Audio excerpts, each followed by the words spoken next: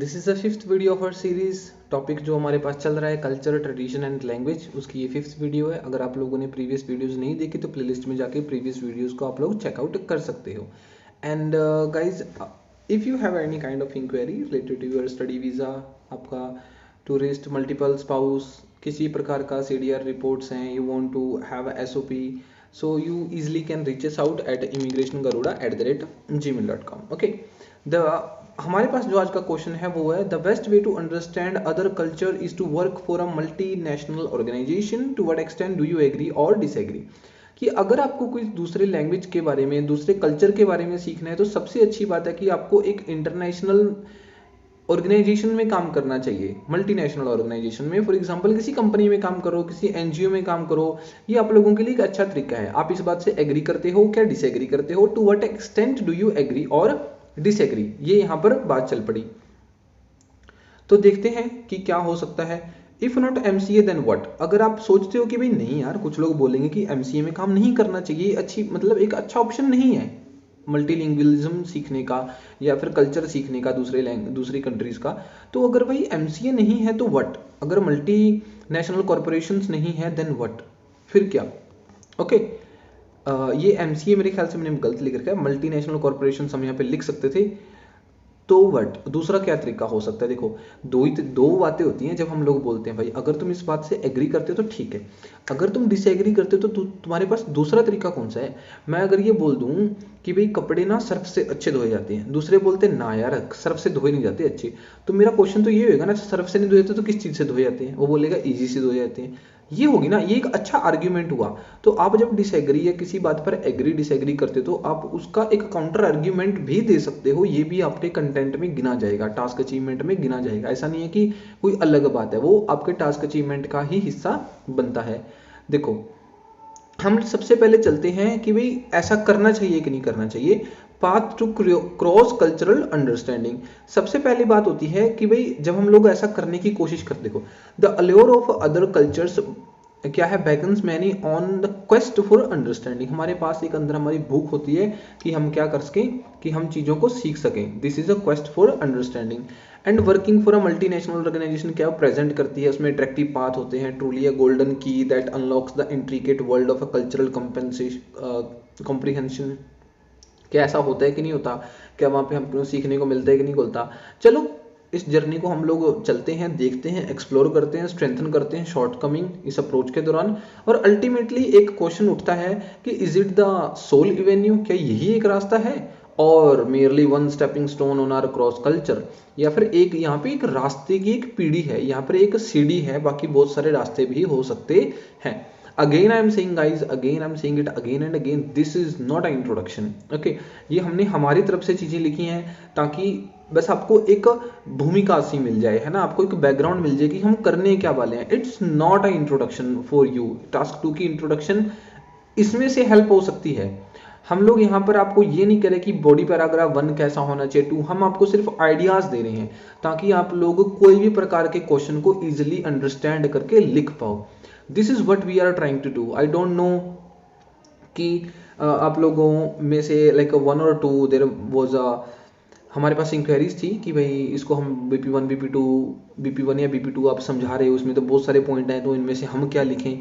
आपको जो अच्छा लगता है वो लिखो, सारे पॉइंट रेलेवेंट हैं, इसमें कोई भी पॉइंट ऐसा नहीं है कि हमने ऐसे ही डाल दिया ये इररेलेवेंट है या फिर उसका कोई तुक नहीं बनता। Guys every single point is relevant. अगर आप लोगों को थोड़ी बहुत कुछ चीज़ें लगता है देन आप हमारे इंस्टाग्राम हैंडल पे, ठीक है, या फिर ईमेल ID पे you guys can ask it out और comment section is all yours.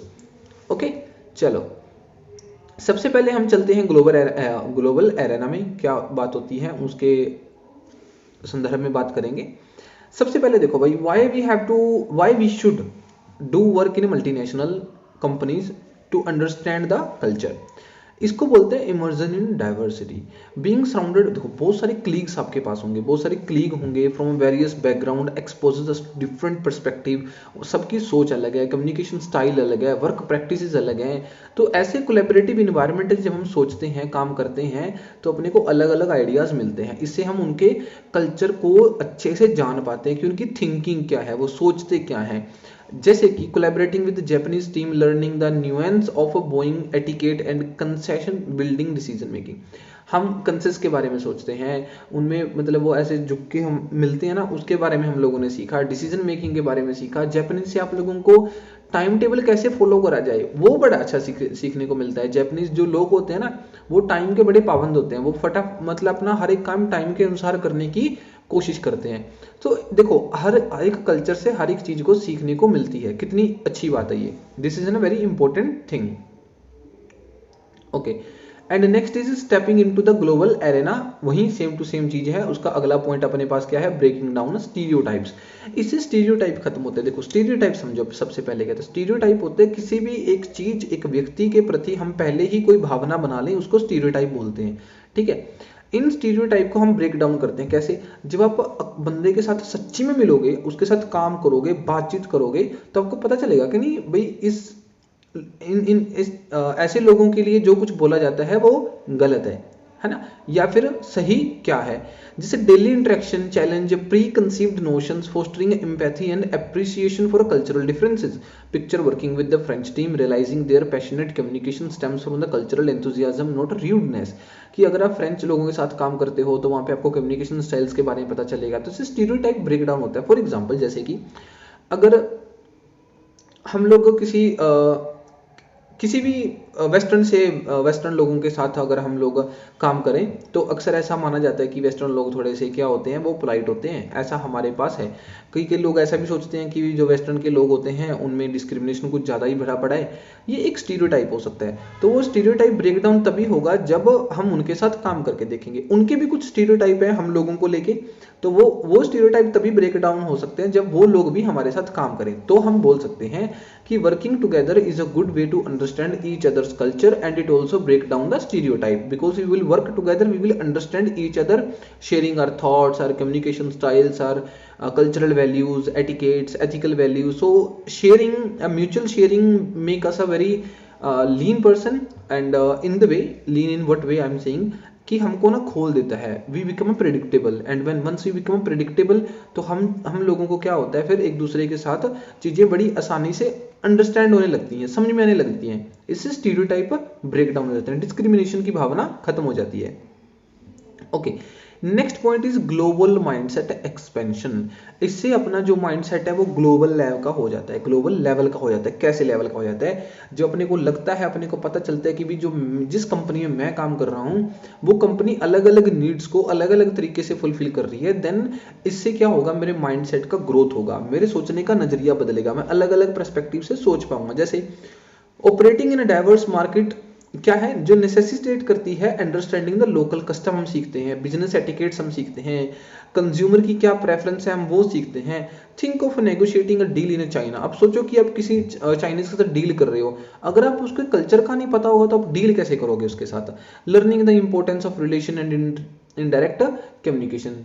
तो just to expand your business, to expand your knowledge, to expand your personality, हम क्या कर सकते हैं, चीजों को सीख सकते हैं मल्टीनेशनल कॉरपोरेशन और बिजनेसेस के थ्रू वहां पे काम करके। इससे अपना माइंडसेट क्या है, एक्सपेंड होता है, अपने को नॉलेज मिलती है अलग अलग चीजों की वीकेंड से। नेक्स्ट पॉइंट है इसी श्रेणी में। ओके, तो यहां पर हम लोग चल पड़े हैं गाइज, दूसरी तरफ चलते हैं कि भाई दूसरे लोग क्या बोलते हैं। ठीक है, what they are saying limited scope. की limited scope in what sense? देखो, कंपनीज में, इंटरनेशनल कंपनीज में काम करना एक अच्छा तरीका हो सकता है किसी कल्चर के बारे में सीखना, लेकिन this is not a only way, this is only a limited scope. Limited scope in what way? Work environment often represent a curated version of a culture, sanitized or smooth business operations. Think of attending a corporate organized cultural event, potentially missing the raw everyday experience that offers a deeper insight. कि अगर आप किसी meeting में बैठे हो, किसी corporate में काम कर रहे हो, तो वहां पर सब कुछ क्या है, क्यूरेटेड। क्यूरेटेड का मतलब क्या होता है गाइस? क्यूरेटेड का मतलब होता है बदला हुआ, चेंजेबल। कि जो चेंजेबल वर्जन ऑफ कल्चर है वो अपने को वहां पे सीखने को मिलता है। हमको रियलिटी तो नहीं पता चलती ना, हमको ये नहीं पता चलता कि ग्राउंड लेवल पे वो कल्चर किस प्रकार का दिखता है। ठीक है, सैनिटाइज वर्जन होता है वो तो एक, बस मतलब उसमें से अच्छी अच्छी चीजें वो लोग उठाते हैं जो इंटरनेशनल लोग होते हैं, और अच्छी अच्छी चीजें क्या करते हैं, दिखाते हैं। दे नेवर शोज कि भाई जो रियलिटी है हमारे कल्चर की वो किस प्रकार की है, they never show it. So this is a thing. इससे अपने को सिर्फ limited scope of that culture के बारे में पता चलता है जब हम लोग किसी मल्टीनेशनल ऑर्गेनाइजेशन या कंपनी में काम कर रहे होते हैं। Next is poor power dynamics. Power dynamics guys, इसको आपको समझना चाहिए, इट्स वेरी नाइस कंसेप्ट। देखो जो हायरार्की होती है ना, हायरार्की मतलब बॉस, बॉस के नीचे कोई और, उसके नीचे कोई और, इसके नीचे, इसको बोलते हैं हायरार्की। जो ये हायरार्किकल स्ट्रक्चर है ना, can create barriers to genuine cultural exchange. Open discussions about sensitive topics might be discourage, hindering authentic understanding. सोच के देखो, मतलब देखो क्या होता है ना कि जब हम लोग बात करते हैं किसी एक कंपनी में बात करते हैं, तो अगर एक कल्चर के बंदे ने अच्छा परफॉर्म करा और उसका बॉस भी उसी कल्चर का है, उसी रेस का है, तो क्या होगा, बाकी के लोग सोचेंगे कि वी हैव बीन प्लेड, कि हमारे साथ तो डिस्क्रिमिनेट हुआ है, we are discriminated on the basis of our race और रिलीजन और योर कम्युनिटी और मे बी द नेशनैलिटी। ऐसे हालातों में क्या होता है, जो पावर डायनेमिक्स है वो काम करती है। फिर पावर डायनेमिक्स चाहे अगर वहां पे है तो बिल्कुल गलत बात है, अगर वहां पे नहीं भी है ना तब भी लोग तो वैसा सोचेंगे ही सोचेंगे। तो ये जो हायरार्किकल स्ट्रक्चर है ना, ये बैरियर खड़ा करती है किसके बीच में, एक जेन्युइन इंटरेक्शन के बीच में। अगर आपका बॉस जापानीज है, अगर आप मान के चलते हैं कि आप पाकिस्तानी हो, ठीक है, और आपका बॉस जापानीज है, तो एक दूसरे के साथ आप इंटरेक्शन करोगे कैसे, सीखोगे क्या, वहाँ पे कुछ भी नहीं सीख सकते। और मैं भी अब अपने बॉस से नफरत करते करते क्या आप पूरे के पूरे जापानीज कल्चर से नफरत करने लग जाओ, ठीक है। Power dynamics is a seriously very blunder thing, और we can see is a big issue in learning a culture, in learning a others culture at international platforms such as a organization or a company. Okay, this is a thing. Next is what they से individual effort only. तो यहाँ पर क्या है, सीखने में सिर्फ individuals के ही एफर्ट जाते हैं। जो ट्रू अंडरस्टैंडिंग होती है hinges on a personal initiatives and curiosity. Work colleagues can not be solely responsible for our cultural education, seek out a diverse experience, engage in genuine conversations and actively learn outside the professional sphere. जो हमारी colleagues हैं, जो हमारे साथ काम करते हैं, वो एक पर्सनल इनिशिएटिव कर सकते हैं, आप कर सकते हो, वो कर सकते हो, लेकिन इस बात की गारंटी नहीं दी जा सकती कि आप लोगों के बीच में एक इंटरेक्शन जेन्युइन होगी, आप लोगों के बीच में एक जो इंटरेक्शन है वो बिल्कुल प्योर और नेचुरल होगी। हम इसको बोल सकते हैं कि हेल्दी होगी, ये इसकी गारंटी हम लोग नहीं दे सकते। या फिर we can not say that there will be a healthy discussion on your cultural values. Maybe not, नहीं भी हो सकती। तो इससे अच्छा है कि आप ग्राउंड लेवल पे जाओ, लोगों के साथ मिलो जुलो, ट्रैवल करो, तभी आप एक अच्छी खासी कल्चरल वैल्यूज ले सकते हो, एक्सचेंज कर सकते हो दूसरे के साथ। Not in a private companies, not in international organisations, वहां पे ऐसा कभी भी कुछ भी नहीं हो सकता। सबसे बड़ी बात गाइस देखो, यूएन काउंसिल, यूनाइटेड नेशंस की यूएन काउंसिल, हर एक देश का रिप्रेजेंटेटिव वहां पे जाता है, हर एक कल्चर का रिप्रेजेंटेटिव वहां पे जाता है। क्या वहां पे एक दूसरे कल्चर को सीखा जाता है? कभी नहीं सीखा जाता। पावर डायनेमिक्स चलती है। ओके, तो this is the biggest example, सबसे बड़ा एग्जांपल आप लोगों के सामने है। उसके बाद नेक्स्ट हम लोग चलते हैं इमर्जन प्रोग्राम्स। देखो ये क्या है, beyond the multinational. Beyond the multinational का मतलब क्या होता है गाइस, चलो एक बार मल्टीनेशनल कंपनीज को छोड़ छाड़ के हम देखते हैं बाकी कौन कौन से रास्ते अपने पास हैं। पार्टिसिपेट करो यार कल्चरल एक्सचेंज प्रोग्राम में, वॉलंटियर करो फॉरेन कम्युनिटीज में। जैसे अगर आप लोग चाहो तो क्या है, बहुत सारी अलग अलग लैंग्वेजेस पढ़ाने आप अफ्रीका में जा सकते हो, वहां पे बहुत सारी एनजीओज काम करती हैं फ्री ऑफ कॉस्ट, आप लोगों को उनके कल्चर सीखने को मिलेगा। एम्बार्क होना, सोलो बैकपैकिंग, बैग पैक अपना करो, उसमें अपना सामान डालो और एडवेंचर पे निकल लो, ठीक है, इससे आपको अच्छे खासे कल्चर के बारे में पता चलेगा। Imagine living in a home stay family in a Thailand, emerging yourself in a daily life and customs. आप सोच के देखो कि अगर आप थाईलैंड में घूमने जाते हो तो एक फैमिली के साथ रहने की कोशिश करो। अगर आप इंटरनेशनल स्टूडेंट हो, अमेरिका या फिर किसी यूरोपियन कंट्री में जा रहे हो, या फिर आप साउथ कोरिया में किसी भी कंट्री में जा रहे हो, कोशिश करो कि आप वहां पे फैमिली के साथ रहो किसी के। तो वहां उससे आपको क्या होगा, जो एक फंडामेंटल होती है ना, छोटी छोटी जो चीजें होती हैं किसी भी कल्चर से रिलेटेड, कस्टम से रिलेटेड, वो आपको सीखने को अवश्य मिलेंगी, जरूर मिलेंगी। ओके, ये एक अच्छा तरीका हो सकता है। नेक्स्ट जो वे है सीखने का, वो है language learning. Try to learn the language of that country और दैट कम्युनिटी और दैट रिलीजन। और अगर आपको वो कल्चर के बारे में सीखना है तो उसकी लैंग्वेज सीखो। हमने जो प्रीवियस जो लेक्चर करा था उसमें पढ़ा था ना कि भाई जो लैंग्वेज है उसके साथ एक उसका कल्चर, उसकी आइडेंटिटी, उसके कस्टम, उसकी एथिकल मोरल वैल्यूज जुड़ी हुई होती हैं। Unlocking the linguistic code open the door to deeper understanding, इससे आपकी अंडरस्टैंडिंग बहुत बढ़ेगी। Allowing you to access local media, literature, unfiltered conversation. Imagine deciphering the humour in Korea. ठीक है, अगर सोच के देखो, आप डेसिफर कर रहे हो, डेसिफर का मतलब होता है कि भी आप उसको इंटरप्रेट करने की कोशिश कर रहे हो कोरियन को, कॉमेडी शो को, gaining a richer understanding of their cultures nuances, कि जो दूसरे कल्चर के न्यूएंसेस होते हैं अपने को उनके बारे में बहुत कुछ सीखने को मिलता है। ओके, तो लैंग्वेज सीखना एक अच्छा खासा तरीका है अगर आप किसी के कल्चर को सीखना चाहते हो, उनके कस्टम्स को सीखना चाहते हो। Next is active engagement, guys. There should be an active engagement with the local people if you want to really learn a culture of that land. Seek out diverse friendship, attend करो cultural events को, participate करो discussions में, different perspective सीखने को मिलेंगे। ठीक है, local religion festivals को आप लोग सेलिब्रेट कर सकते हो लोगों के साथ। अपने इंडिया में ही there are different kind of बहुत सारे अलग अलग फेस्टिवल्स होते हैं, तो वहाँ पे पार्टिसिपेट करके अच्छे से सीख सकते हो that why they are celebrating this kind of festivals. तो सोच के देखो ना भाई, अकेला इंटरनेशनल कंपनीज में काम करना ही क्या नहीं बचा, हमारे पास ऑप्शन नहीं बचा। We have a different and various options to learn others culture, not only a what private company, international company ही नहीं है हमारे पास एक option.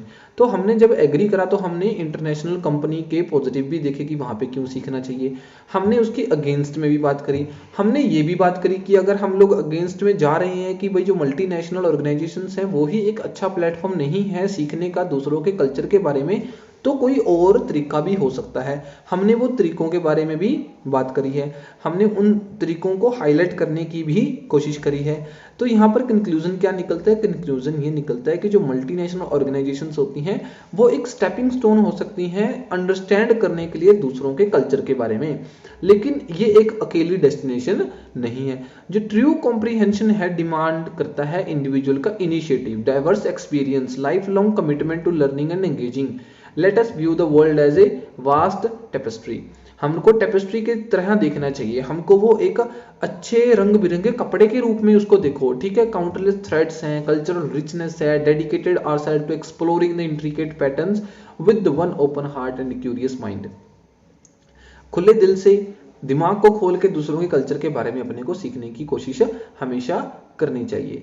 So guys, this was the end of our today's lecture and हम लोगों ने आज क्या पढ़ा? हमने पढ़ा कि भाई मल्टी जो ऑर्गेनाइजेशंस होती हैं वो एक अच्छा तरीका है या नहीं है, उसके एग्री डिसएग्री और दूसरे तरीकों के बारे में भी बात करी। अगर आप लोगों को आज की जो वीडियो है वो अच्छी लगी तो प्लीज़ डू सब्सक्राइब एंड अपने दोस्तों के साथ शेयर करो, उनको भी बताओ कि we are attending this kind of series और this kind of slides. Okay, if you really find it worth watching, I think you guys should share it and इससे क्या है कि मेरे को भी पता चलेगा डिफरेंट काइंड ऑफ थिंग्स का, and it really motivates me a lot to do more, to create more, to make more videos like this. So guys, इसी के साथ hope you find this video informative. Thanks for watching it.